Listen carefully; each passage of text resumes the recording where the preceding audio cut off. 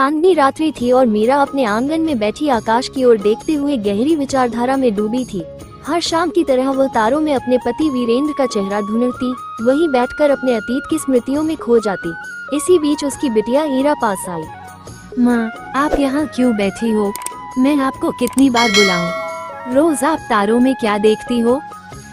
मीरा ने मुस्कुराकर कहा, बेटी, तुम्हारे पिताजी का चेहरा इन तारों में दिखता है, पर तुम्हें शायद कुछ नहीं दिखाई देता। माँ, आप मुझे भी दिखाओ, मुझे तो कुछ नहीं दिखता।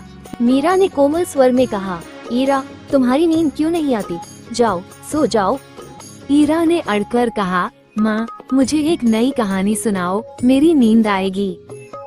थोड़ी देर चुप रहने के बाद मीरा ने कहा, ठीक है, आज मैं तुम्हें तुम्हारे पिताजी और मेरी कहानी सुनाती हूँ।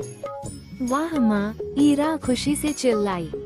मीरा ने अपनी गोद में ईरा को बैठाया और शुरू किया। बहुत समय पहले सरस्वतीपुर गांव में सिर्फ मैं और तुम्हारे पिताजी वीरेंद्र रहते थे। वीरेंद्र हर सुबह चंद्रवन वन जाकर लकड़ियां काटकर पास के शहर बसंतपुर में बेच लाता। उसे लकड़ियां बेचकर जो रुपए मिलते, उसी से हमारा पेट चलता। तुम्हारे जन्म से पहले भी यही दिनचर्या थी।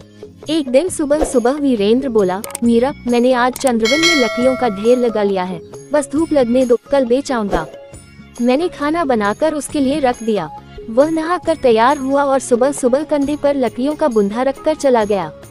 वीरेंद्र बहुत नियम का आदमी था। सुबह उठकर बकरी दूध की देखभाल, फिर घर का काम और अंत में लकड़ियां बेचने जाना। उसके लौटने तक मैं आंगन में इंतजार करती रहती। कई दफा दिन निकल जाता और वीरेंद्र वापस नहीं आता। एक सुबह हरिया काका आए और बोले, मीरा, वीरेंद्र का कोई पता नहीं। जंगल में उसका कुल्हाड़ी पट्टा सब पड़ा मिला, पर वह नहीं।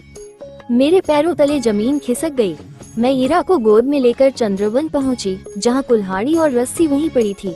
पास ही वीरेंद्र की हड्डियां बिखरी मिली। जंगली शिकारी जानवरों ने उसे मार डाला था। मेरा सब कुछ उजड़ सा गया।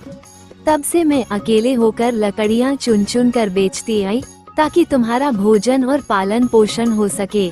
वीरेंद्र ने सपना देखा था कि हमारी संतान पढ़ लिखकर बड़ा अधिकारी बनेगी, पर अब मेरा हौसला टूट गया था।